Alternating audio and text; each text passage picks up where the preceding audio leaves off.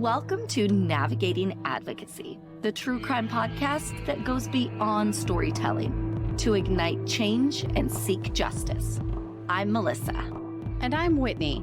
As true crime enthusiasts turned passionate advocates, we've seen the power of storytelling raise awareness about unsolved crimes and bring hope to victims and their families. We hope to inspire action and promote positive change within the true crime community. Our mission is simple. We provide a platform for victims and their families to share their stories, to be heard, and find solidarity. But we don't stop there. We offer practical guidance to our listeners on how they can actively make a difference in their own communities. Together, we can create a wave of change. We're here to empower you to also become advocates for change, no matter where or who you are. We are Navigating Advocacy.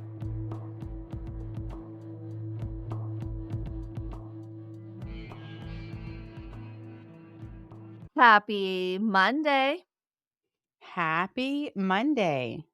and March. Here we are. March. I'm so excited for spring break this year. Are you? I don't know why. I mean, I don't have Okay. anything exciting happening. Well, Same. I'll take that back. We've got something happen on the 9th. Y'all learn about in the future. Then we've also got a vigil we're going to on the 16th. Well, Mhm. I will be going to with Haley Gray from Haley Gray Research and True Crime Podcast Training.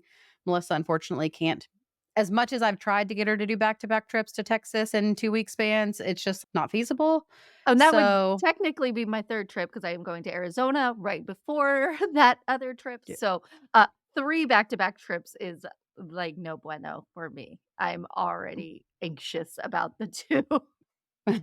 Exactly. So Melissa will be here for the thing we've got going on the 9th. Again, we'll give you some more information about that coming soon. And then the 16th, we will be at the March for Leon Laurelis in Brownwood, Texas. We will post about that on our social media again, should you care to join us. If you're in the central Texas-y area, come out and we're going to make a half a mile walk and spread some awareness. Awesome. Awesome. What else do we got going on? The other exciting thing is we are a part of the Jog for Justice Seasons of Justice virtual 5K. The best I love virtual 5Ks because there's no pressure on when you got to do it, how fast you got to do it. No one's watching you do it. You don't More come in importantly, you don't come in last place. That's always the nope. goal. I had a goal of doing a real 5K, did not come in last place. Cross that off the bucket list. I will continue to do these virtual 5Ks to support great organizations like Seasons of Justice. So registration is open. It's just $25. You get to go on there. I believe you get a medal, but don't quote me on that. You get a medal, but if you pay an extra $5, that's how they ship it to you.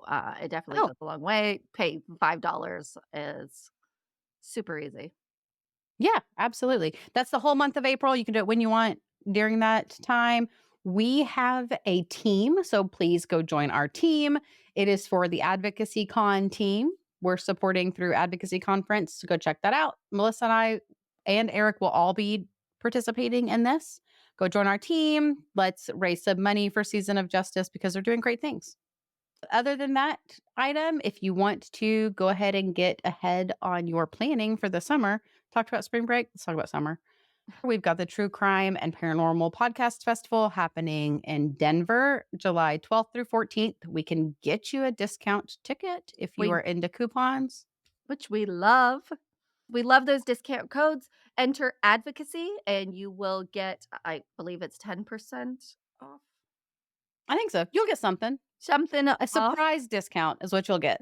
Yeah, so it's like a mystery box all wrapped into getting your ticket. But we'd love to see you. It's an amazing event. I believe Sarah Turney is the keynote speaker for this year's festival. And of course, the usuals will be there. Julie Murray's coming. There's going to be quite a few new people you've probably not seen at True Crime Podcast Festival before. So come out, enjoy. Let's get into Maine. Yes, tell me about what is going on in Maine. I really struggle with Maine cases. I don't know why. I feel I struggle with some states more than others. And in my mind, I envision the entire state of Maine as this adorable little seaside town with a historic downtown and it has a place that you can get a lobster roll on every corner. Don't know where this image came from in my brain. That's what I imagine. That's pretty much what I imagine too, which is weird, and I think of Sweden, and I don't know why those kind of correlate the same to me, but I don't know, like little Okay. cottages and little villages along the way. Yeah, just tiny little towns. I want to say for some reason the town from Hocus Pocus, even though I know that was filmed in Salem, like my mind knows that this is not correct, but this is what it looks like in my brain. Is those little craftsman style houses, like you said, those little cottages, lots of trees, lots of color, the oranges, the greens, even when it's not fall, year round. That's what my brain thinks. Unfortunately, we wouldn't be recording if that were the case. This story is one that I've known about for a bit, and it has recently been covered by some other podcasts, but I just couldn't seem to step away from it. We are navigating advocacy in Saco, Maine. Saco is a town of around 20,000 people along the Atlantic coast. Their town is, quote, friendly by nature, which is why that's their town motto. It sits less than 2 hours north of Boston and has stunning beaches, a historic downtown, and home to many seafood restaurants. So it's fitting the bill a little bit on my main idea. That's what I was about to say. Sounds exactly like we're picturing it. Outdoor recreation is one of their main draws to the area, with a terrain that has beaches, bogs, forests, and fields alike, so it can accommodate any hobby. With crime statistics well below the national median, Neighborhood Scout gives Saco a 28 on their crime index, with your chance of becoming a victim of a violent crime 1 in 696. Bob and Lisa Ouellette were well known in the community. They owned and operated Prudential Realty, as well as volunteered with various organizations, including having a seat on the Historic Commission and being members of the Rotary Club. Bob and Lisa gave birth to their oldest daughter, Ashley Erin, on March 29th, 1983. She was a sweet and well liked young lady. In elementary school, she was a straight A student and was always well dressed. She loved to dance and smile. One of the articles that I read talked about how she always had to have her bangs perfect. And I can just picture a girl standing in front of a mirror, shaking out her bangs, making sure that they're all in order. And bangs are the hardest thing to get perfect. So give her props for that. Exactly. In her teen years, Ashley began to rebel a bit against her parents. And at 13, she began smoking cigarettes, drinking alcohol, staying out late, breaking curfew, and was a little bit boy crazy. These smaller acts of rebellion escalated quickly, and Ashley ran away from home. Her parents reported her missing and asked for the police's help because they felt that Ashley had recruited the help of one of her older male friends. Police were able to locate her at the home of two older boys named Daniel and Stephen Sanborn. Stephen was 3 years older than Ashley, and she had a crush on him. All three of them were classmates. Again, small town, everyone kind of knows everybody. In the state of Maine, the age of consent is 16 years old. So legally, Ashley could not consent to sex, but they had a sexual relationship regardless of the law. Bob and Lisa were concerned with the route Ashley's life was taking and chose to help her, just like any parent would. They enrolled her in an alternative education program at the Thornton Academy and got her intensive counseling. While at the academy, Ashley began to thrive. She was popular and well liked by her instructors. She was one of the first people to volunteer when someone needed help. And after a bit of time, Ashley was showing true promise that she was following rules and acting responsibly. She was earning her parents' trust back, and they began to loosen the reins a little bit. On Tuesday, February 9th, 1999, Ashley, now 15 years old, spent the night with her friend Aaliyah Page. It was a school night, and her parents were hesitant at first to let her stay, but since she had made such great strides in improvement, they let her stay with the understanding that the girls would go to school the following morning together. Aaliyah lived around a mile away from the Ouellette's household, and Ashley's mom dropped her off for the sleepover. But one thing Lisa didn't know was that Aaliyah's parents were out of town and would not be home that evening. Lisa didn't learn this until much later. At 10 p.m., Ashley called home from Aaliyah's parents, phoning to tell her mom goodnight. In the background, there were a few girls chatting, and when her mother inquired what they were up to, Ashley said that they were painting nails. Again, typical sleepover teenage girls. Someone's braiding someone's hair, someone's painting their nails. They're probably doing new makeup techniques. It's just teenage girls. Yes, but it shows her level of responsibility and consideration now for phoning her mom, telling her good night while she's at a sleepover. I think that's adorable, and you could tell she's, like, grown a lot from the therapy and what her parents have been doing. Ashley told her mother that she loved her, and then the two hung up. Lisa didn't know that this would be the last time she would speak to her daughter. Approximately 5 miles away from Daniel and Stephen Sanford's home, a man named Michael Lopez and his mother were driving down Pine Point Road just before 4 a.m. This road is a fairly busy road that intersects the main highway, Highway 1, connecting Saco to Scarborough, Maine. Near the Scarborough Marsh Nature Center, Michael noticed a body laying in the center of the road. Ashley was lying in line with the center stripes, face down, with her arms out straight. Michael later told the Portland Press Herald that it appeared as if she had been placed there. Michael pulled off the road and called 911 and immediately attempted to help Ashley. He could not find a pulse. Her skin was blue, but her body was warm to the touch. Remember, this is February in Maine. According to wonderground.com, around 4 a.m., the high was approximately 19 degrees Fahrenheit. If her body was still warm, she couldn't have been there very long. Yeah, he got there probably right after she was placed there. And it doesn't sound like she was thrown out of a moving vehicle. It really sounds like she was placed there in that position. Even though Michael couldn't find a pulse, he was trained in CPR procedures and he immediately started performing CPR on Ashley.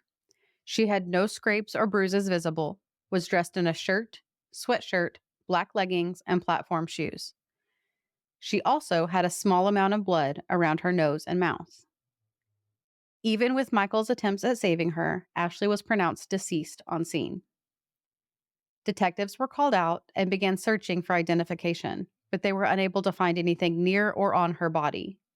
She wasn't wearing a coat, and she didn't have a purse, any personal belongings near her, no jewelry, no identification, nothing. So this was just an unidentified person at this point. Given the circumstances and the scene, detectives determined that Ashley had been murdered, even though they did not have her name. They sent her body for autopsy, and the local police department reached out to the Maine State Police for assistance. Homicide is not a regular occurrence in these small town jurisdictions. It's normal for them to reach out to the larger departments to ensure a proper investigation can take place. So it's not strange that they immediately asked for help. I love that. A lot of these small towns in other places wanna be like, "We can handle it," and then the investigation ends up getting botched somehow. Local law enforcement focused on identifying the victim, and knowing that she was a teen, they reached out to local schools, asking for attendance records to see who did not make it to school that day. And this turned up unsuccessful initially. Missing persons reports were checked, as well as canvassing neighborhoods, speaking to neighbors. When they still were unable to identify the victim, police provided a description to a local news television station. On their noon broadcast, they provided this information to the public. Several people saw the report and called in, stating the description sounded like 15-year-old Ashley. Police contacted Bob and Lisa at approximately 1:45 in the afternoon, inquiring about Ashley's whereabouts. Ashley's parents assumed that Ashley had gone to school that morning with Aaliyah, since that was the plan they had agreed upon. They hadn't talked to her, but they had no reason to believe she didn't make it to school. This is 1999. Now, when our children don't make it to school by second period, parents usually get a phone call saying so and so is late or so and so has not made it to school. Sometimes it doesn't happen till the end of the day, but you get notified when your child hasn't made it to school. 1999, that didn't happen. Yeah, and there was no Life 360 for them to track her, where she was at, or texting her throughout the day. None of that stuff happened. So you And it's so crazy to me just to live on blind faith that your children are where they're supposed to be. I'm not a blind faith type of person apparently because I need to know. Well, if you didn't know otherwise, if you had no other tools, she didn't even have a cell phone. That I know when I was a kid, I lied about where I was and went somewhere else, and my mom's probably going to kick me in this episode for admitting to it in this episode. But it's true. I lied on Yep. multiple occasions and went someplace I wasn't supposed to be. Yes, yes, agreed. I've done the same. Detectives asked them both to meet them at the police station, where they asked Bob and Lisa to identify the victim with a photograph. Bob and Lisa confirmed that it was, in fact, Ashley that was found in the middle of Pine Point Road. Later that same afternoon, the medical examiner completed the autopsy and found that Ashley had died by manual strangulation. The report also stated that it appeared as if she had, quote, sexual contact before her death, and no other signs of injury were apparent. The medical examiner also noted that she had some type of brown vegetation in her hair, as well as light gravel type dirt on her clothing. Detectives interviewed Bob and Lisa about Ashley and where she was the night before. They, of course, told them about the sleepover and that Lisa had spoken with her daughter around 10 p.m. She mentioned that the girls said they were painting their nails and that she said their goodnights and I love yous and that this was the last she heard from Ashley. Investigators then turned to Ashley's friends in an attempt to learn of what happened in those hours from 10 p.m. when Ashley last spoke with her mom and 4 a.m. when Michael found her body in the middle of the road. Based on the interviews conducted, law enforcement was able to piece together that after Ashley hung up the phone with her mom at around 10 p.m., a party was held at Aaliyah's home. The teens were drinking and boys were present, including Daniel Sanborn and his friend Jay Carney. Not long after the party started, Ashley told Aaliyah that she wanted to go see Steven Sanborn. She still had a crush on Steven and told Aaliyah, quote, when I get a buzz on, I get a crush on Steve. Ashley asked another attendee, Edwin, for a ride to Steven's house in Saco. She told him that it was her aunt's house and that she had to babysit in the morning. He didn't know that he was actually taking Ashley to Steve's house. En route, the two stopped for Edwin to buy cigarettes and a soda at a gas station. When they arrived at Steve's house at 50 Mast Hill Road, Ashley knocked on the door, but no one answered. Edwin then took her to a nearby gas station to use a payphone to call Steve. It was around 10:45 when she called, but Steven couldn't come to the phone because he was asleep and didn't want to talk. The timeline over the next 1.5 to 2 hours is a little unclear from here. What is known is that Daniel Sanborn had left Aaliyah's party and had returned home. At 12:30 a.m., Edwin again took Ashley to the Sanborn home, where he dropped Ashley off and returned to Aaliyah's party. Following this testimony, detectives reach out to Daniel and Stephen, along with their parents.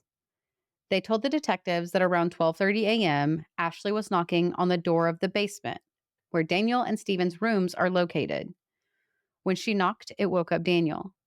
She said that she had gotten into an argument with her parents and that they kicked her out of her house and she had nowhere to stay. Daniel asked his mother if Ashley could stay, and given the hour, she said it was fine if she stayed on the couch in the basement, near Daniel and Stephen's room. At 12:45 a.m., Daniel's mother noticed him getting a soda out of the fridge, and when she questioned what he was doing, he said that he was getting Ashley something to drink. She then went to sleep, and when she woke up in the morning, Ashley wasn't there. She assumed she left sometime during the night. Daniel told law enforcement that the last time he saw Ashley was when he gave her the orange soda. He said Ashley complained about the basement being too hot and that she was going to go upstairs to the living room sofa to sleep, and that was the last time he said he saw her. He claimed he woke up, noticed she wasn't there, and he went to school like normal. Stephen's questioning was less helpful than Daniel's. He said he was asleep when she arrived and that he assumed Ashley spent the night in Dan's room with him because that was common practice for Dan when he had people over, and that when he woke up, he went to school that morning and that he heard about a deceased girl and that it could potentially be Ashley. Another of Dan's friends had been staying with them at the time, and he too said he was asleep before Ashley showed up and that during the night he didn't hear anything. During Daniel's interrogation, detectives peeked into his 1991 Eagle Summit vehicle. They saw brown, dry grass in the floorboard that seemed consistent to the vegetation found in Ashley's hair. A warrant was issued and the car was seized for investigation. When the car was processed, they found a gold ring, a black blouse, fingernail particles, a scarf, and hair. When attempting to corroborate Daniel's story about him going to school Wednesday morning, they learned that Daniel had lied. According to attendance records, he had been marked absent. When they approached him with this newfound information, Daniel changed his story and said he skipped school, slept in, and then spent the afternoon with friends at an Old Orchard Beach. With this information, a search warrant was issued for the Sanborn home. After several days of investigating, a trail of blood droplets on the floor between the kitchen and living room were found. Swabs were gathered and sent off for analysis. An open condom wrapper and, quote, other signs of sexual activity were found. It is not looking good for him. Carpet, upholstery items, a purple cord, bed linens consistent with a comforter, jewelry, and a stained pillow were among other items listed that were collected as evidence. Testing determined later that the blood droplets returned to be, quote, not of human origin. I don't know if they mean animal, not of human origin. Okay. Fingernail clippings, hair samples, and saliva were all collected from Daniel, along with some clothing and more jewelry. Even with these testimonies, law enforcement still had a 3.5-hour window where Ashley's whereabouts were unknown. Ashley's mom did not believe that she would have just left the house in the middle of the night on her own. The Sanborn home was in a remote wooded area 10 miles away from her own home.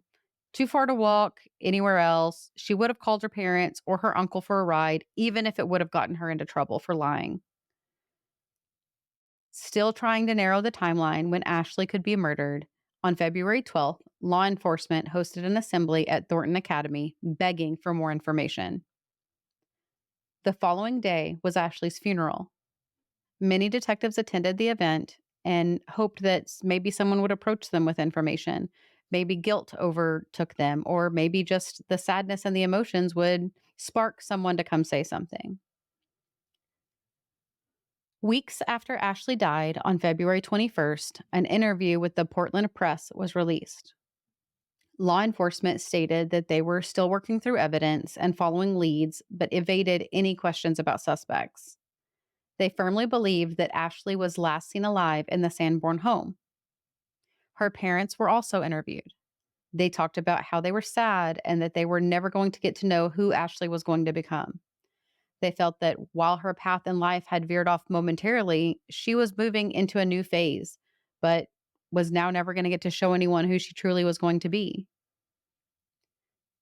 Around a month after Ashley's death, the Ouellettes stood in front of Thornton Academy and announced a $10,000 reward. Detectives were confident that people knew more than they were saying, and that they had the information they needed, and the reward may entice them forward.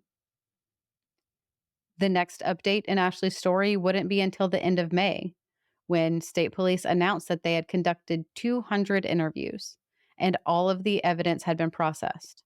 However, they stated that they were not able to reach the, quote, standards of probable cause for an arrest of any one particular person. I could just imagine how frustrating it is for law enforcement officers that are doing their job. They're going out there day and day, collecting all this evidence and compiling all this information, and it's pointing in one direction, and they know that, but there is nothing they can do about it because it's not enough to get a conviction. I want to say I watched an interview or something, and not particularly related to this case, but a detective had discussed how it's like walking all the way up to the edge of a canyon, and there is a bridge built on the other side, but the gap is just enough that you can't jump or you can't step over. You just need one more piece of wood to get over onto that bridge, and how frustrating it is to just have that little bitty gap. Mhm. And you know, and you watch these people who you suspect of committing these horrible crimes, you watch them go on and live their life, and there's nothing you can't even say anything. You literally just have to watch it, and that's a great analogy, by the way, but yeah, such a frustrating thing. We think we're frustrated not knowing, but they're frustrated knowing. They also still had a gap in the timeline from when she was dropped off at the Sanborn home and when she was found. They still firmly stated that they were not able to, quote, place Ashley alive outside of the Sanborn residence. They also stated that they had direct, solid knowledge about what happened to Ashley, but didn't elaborate further on that. 6 months later, in November, Ashley's parents mentioned they had heard rumors that someone was afraid to come forward with the information they knew about Ashley. So they announced that anonymous tips would be accepted and doubled the reward to $20,000. At the 1 year mark, law enforcement told media they believed that this case was, quote, very solvable. They just needed probable cause to make an arrest and evidence to prove their case. In May of 2000, police released a bit of information that created a could be connection between Ashley's murder and the disappearance of a 21-year-old college student named Angel Tony Torres. Tony had attended a party at a friend's house in Biddeford, Maine, a few months after Ashley was murdered on May 21st, 1999. Biddeford is approximately 1 mile from Saco. Remember Jay Carney? He was also present at this party. Oh my He was god. He was present at the party at Aaliyah's house the night Ashley died. He was there with Daniel Sanborn. At this party in May, Tony and Jay left to go to the store together around 2 a.m. A short time later, Jay returned alone to the party and was described as being, quote, upset and disheveled. Tony was never seen again. When law enforcement questioned Jay after the missing report was filed, Jay told them that he saw Tony at the store and he was looking for a ride back to his parents' house or somewhere in New Hampshire. A man with a red truck was going to drive him there, and that was the last time Jay saw Tony. When law enforcement asked Tony's parents if this was something he would do, they disagreed. Tony would not show up in the middle of the night unannounced at their home. His family believes that Tony was murdered because in March, just after Ashley was killed, the family had been watching the news together when a news report aired. He told them that he had hung out with Ashley and even said, quote, I know the people who killed her, end quote. He didn't say who, just that he knew. They advised him to go to the police with information or to never say anything again. In an interview with True Crime Daily, his parents expressed their regrets about not making him immediately go to the police. They firmly believe that there is a direct connection between their son's disappearance and Ashley's murder. Law enforcement has not made a connection in any official capacity, but they have expressed that they believe Tony is deceased and that Jay knows more than he has let on. Tony is still listed as missing.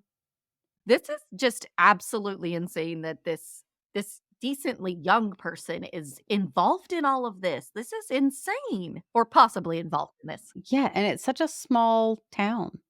I don't know. It's a weird vibes. Yes. You know, kids talk. I am surprised once that reward was offered that no one really came forward with anything credible because $10,000 to anyone in the 1990s, let alone a high schooler. And then to be doubled at 20 to 20? In February of 2001, at the 2-year anniversary, the Ouellettes filed a wrongful death lawsuit against the Sanborns, stating that the Sanborns should have contacted them when Ashley showed up at their door that night. They also mentioned that they shouldn't have let her sleep on a couch outside of the room of 2 sexually active older teen boys. They were not seeking money, but wanted answers as to what happened to Ashley. Daniel continued to deny any allegations that he was involved with Ashley, and the Sanborns filed for bankruptcy, putting the civil lawsuit on hold. In May of 2001, Ashley's father, Bob, died suddenly of a heart attack at 49 years old. He had no history of heart disease, and many believe that he died of a broken heart. The stress of Ashley's murder and the fight for justice killed him. Lisa continued fighting for Ashley, and in February of 2002, a judge dismissed the wrongful death lawsuit. The Sanborn's lawyer claimed that the two families resolved the issue outside of court and that his clients, quote, felt horrible for Lisa and Ashley's little sister. At the 4-year mark, police provided an update stating that tips were still trickling in, but again, the evidence was not present for an arrest. Ashley's story grows cold until 2015, when a new cold case unit was established in the Maine State Police. They pleaded with the public to come forward. Still, no arrests were made. In 2019, at the 20-year mark, Maine State Police shared that they believe they knew what happened to Ashley. They just could not make an arrest because the evidence they had was not enough to be able to convict beyond a reasonable doubt. This is one of those cases that they just need one more piece or one more person to say something. Detectives believe that the person who killed Ashley was intimate in their relations due to the fact that she was strangled. They also have been quoted stating that they were looking at a very small number of people who are responsible. They didn't specify if it was one person or more than one, but it's very clear who it could have been. And other people possibly know or assisted, but it's pretty clear. Yeah, one main person. When the Portland Press-Herald released an update on the anniversary in 2019, they mentioned that the Sanborn brothers were still living with their parents in the same home on Mast Hill Road. What the crap? After 20 years? Daniel had been in and out of prison for various charges, including drug trafficking, drug possession, assault, theft, federal counterfeiting. How is he even out? I'm not sure. Stephen also had convictions of endangering the welfare of a child, theft, assault, drug possession, and DUI. Just this month, News Center Maine posted an update on the 25th anniversary of Ashley's murder that despite a, quote, vigorous investigation and many interviews, Ashley's case remains unsolved. They're still pleading with the public for help. Tony is also still missing. Jay Carney died of a drug overdose in 2015. There is a $20,000 reward still available for both of these cases, $20,000 each. If you know anything, regardless of how small, it's time to be brave, step forward, and share the information with law enforcement. You can contact the Maine State Police at 207-624-7074. If you'd like to support Ashley's family, there is a Facebook page called Remembering Ashley Ouellette on Facebook. That was a ride. And it's right there. It's right there. Yes, I completely agree. I'm also wondering if the possibility exists now because they processed the evidence in 2000. What would it take to reprocess the evidence now that those brothers are in the system, which could potentially connect somewhere? Yeah, because I was thinking, especially with strangulations, I always feel like the person will scratch their assailant, the person doing this to them, leaving skin and DNA underneath the nails. So I wonder if they have that and never been able to test it. Because I feel like she would fight. And based on the information that they have shared out there with the public, it seems as though they have collected a decent amount of evidence that could, I mean, they found hair in one of the cars. Could that be Ashley's hair? Did they have the DNA or did they have the technology in 2000 to compare it as well as they do now? We do know there's fingernail clippings that was found in the car, and they took his DNA or his fingernail clippings. Have they compared? Are those two a match? Could you almost, even if you were to look on the defense side of things, have they done the testing to exclude him? That all of this stuff in the car is yours, so that that clears you of that evidence. Exactly. Yes. Oh, man, geez. But yeah, like you said, this one is literally right there. I feel like with some advances in technology or one of those high schoolers that was that there at that party that night could come forward and ah, provide some answers. We want to share a few ways you can support us to continue our mission. You can become a Patreon subscriber, or a simple rate and review on your favorite podcast platform helps us get in front of someone who may know something. We will continue traveling state by state seeking justice because we will be there no matter where.